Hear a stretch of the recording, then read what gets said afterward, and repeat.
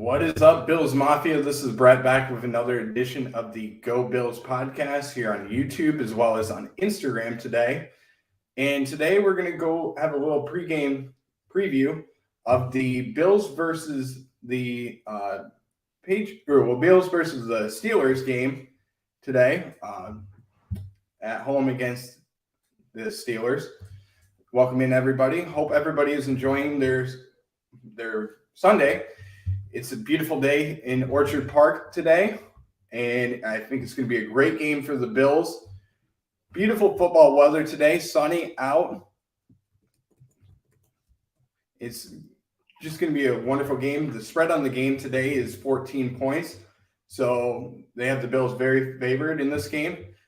But this is going to be a game where it's two teams that have a lot of familiarity last year playing week one. And the Bills ended up losing that game 23-16. This is the 29th meeting overall between these two teams. The Steelers leading the series 17-11. Last week, the Steelers lost to the Jets 24-20. The Bills beating the Ravens 23-20. So this is going to be a game where I think it's going to come down to a few areas. So let's go over the key areas for the Bills starting on offense and how they can improve, how they can have success in this game against the Steelers. The first key matchup for the Bills is going to be Devin Singletary versus the Steelers defense. And I believe that this is going to be where the Bills do end up running the ball, especially in the Aaron Kromer offensive line. So utilizing that offensive line and establishing the run so that you're not relying on Josh Allen completely each and every week. So I think that this is going to be an area where the Bills do upgrade their offensive line, showcase that offensive line as well. And I think they're going to have a lot of success. The Steelers defense is ranked 24th in the NFL, and they are banged up, especially on the secondary. So almost every single player was on the injury report for the secondary. The only player that's going to be missing this game in the secondary for the Steelers is going to be Terrell Edmonds, who is in the concussion protocol. But overall, there are some banged up pieces. So I think the Bills are going to exploit that secondary and try and get some long runs, which will open up the pass game as well. A couple of inactives for the Bills coming in. Tight end Dawson Knox has been ruled out for the game with a foot and hamstring injury. The Bills will be missing Jordan Poyer as well and Tremaine Edmonds too. Poyer has a foot injury. Tremaine Edmonds has a hamstring injury. A little bit of a surprise, but I think this is a precautionary tale of what to do. You saw what happened last time a team didn't do the right thing in the situation. The Bills are keeping out Isaiah McKenzie in the slot, ruling him out and going with Khalil Shakur in the slot. And you'll probably see a little bit of a mix between him and Isaiah Hodgins, who has been called up from the practice squad and actually was added to the 53-man roster as well. So you'll see them working out together. And I think that's going to be a good complementary between Khalil Shakur and Isaiah Hodgins. So I think that's going to be a really good complement for each other.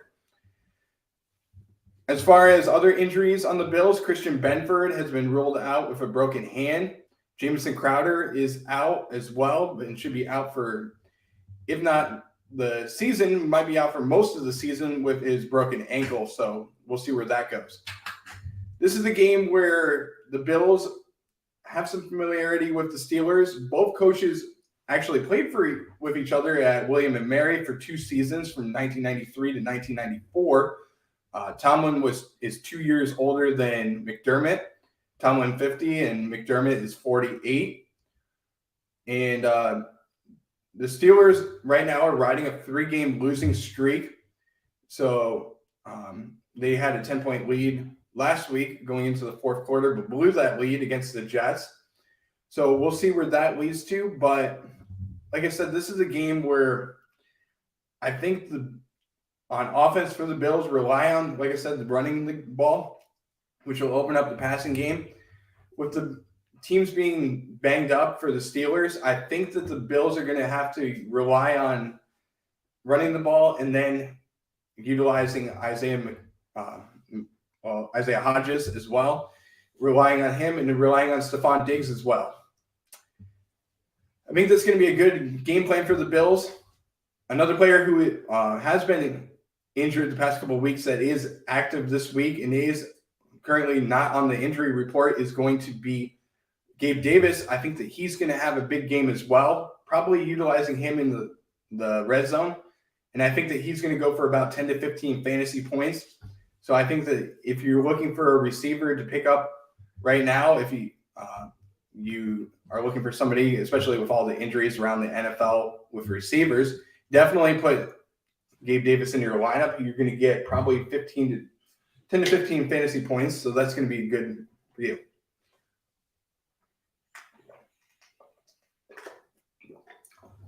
As for the defense, there has been some people that are going to be out. We talked about Tremaine Edmonds being out of this game, Jordan Poyer being out of this game as well. But the Bills are getting some defensive linemen back as well, getting back Ed Oliver and Jordan Phillips back, which is going to be a big help for the defense.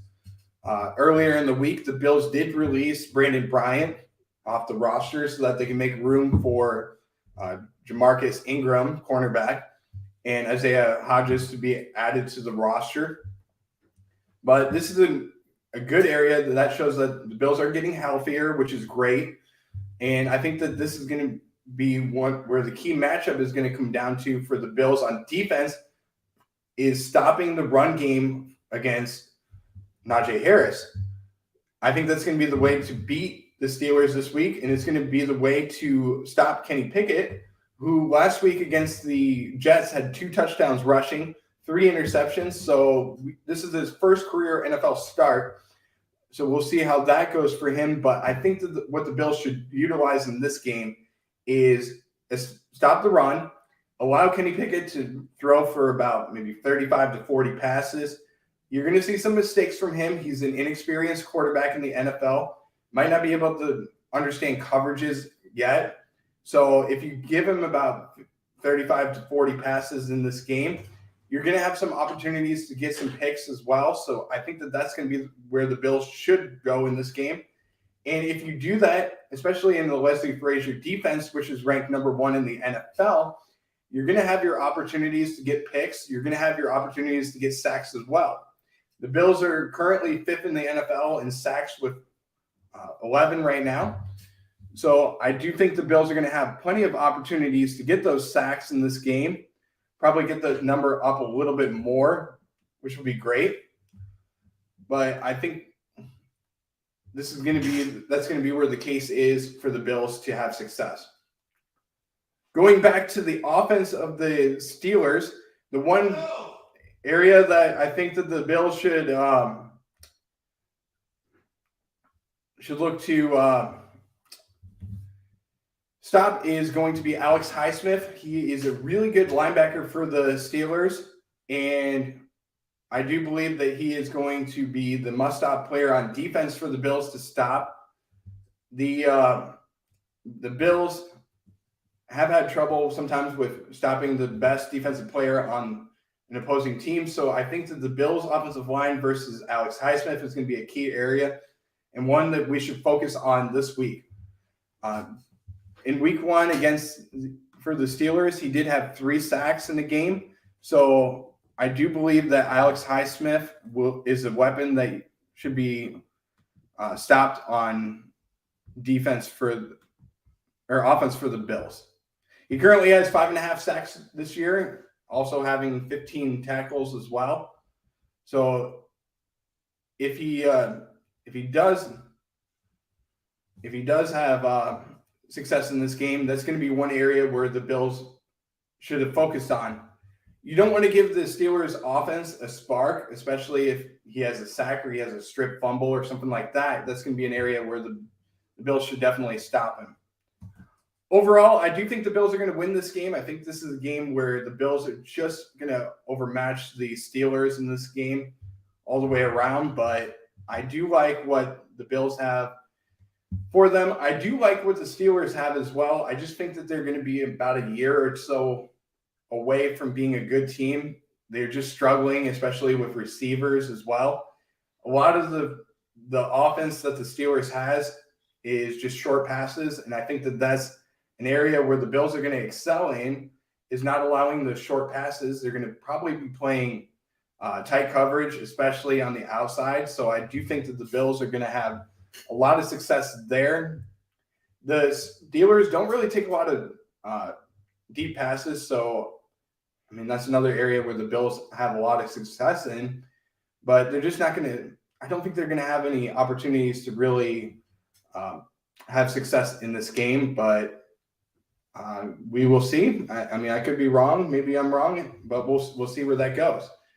Overall, I have the Bills winning this game 35-14. I think the Bills will have a lot of success, but I do think that the Bills will probably have about 3 to 4 sacks in this game, going for giving up maybe 200 yards overall on defense.